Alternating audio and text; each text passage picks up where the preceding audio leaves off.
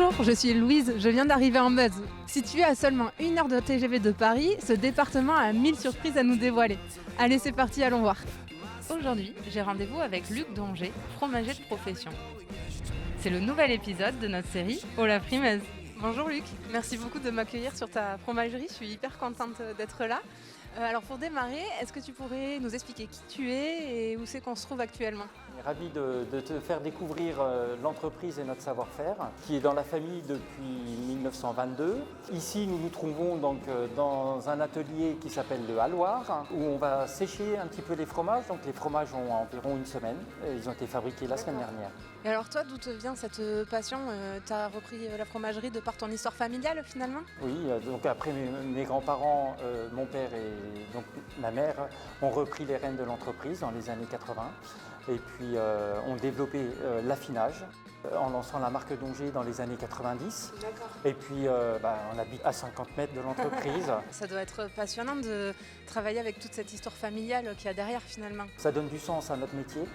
De travailler aussi la matière première qui se trouve à nos portes. Le producteur de lait le plus proche est à 100 mètres de l'entreprise et le plus éloigné à 20 km. Donc vraiment, on emmène avec nous ce bout de territoire meusien avec nos fromages à travers la France, l'Europe et un peu le monde, si on peut dire ça comme ça.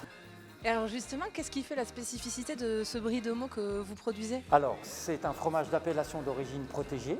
Donc on est plusieurs fabricants à faire ce type de produit et chacun, en fait, c'est une recette, mais c'est comme une recette de cuisine finalement. Chaque chef l'adapte à sa manière quelque part et donc nous, c'est toute l'histoire aussi familiale qu'on met dans ce fromage-là. L'expérience de presque 100 ans aujourd'hui qui se trouve dans ce fromage-là et on a vraiment la volonté de préserver un savoir-faire ancestral. Donc tout est fait manuellement chez nous.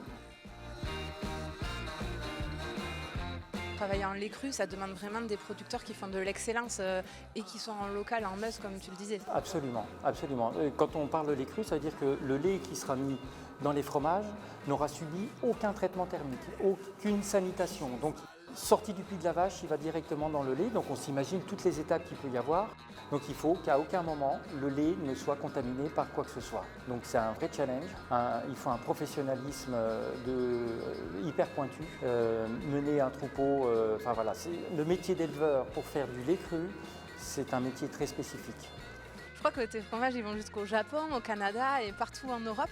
Finalement, tu fais rayonner la Meuse au-delà des frontières, quoi. On fait rayonner un savoir-faire meusien. On sait aussi que c'est un équilibre aussi qui est fragile.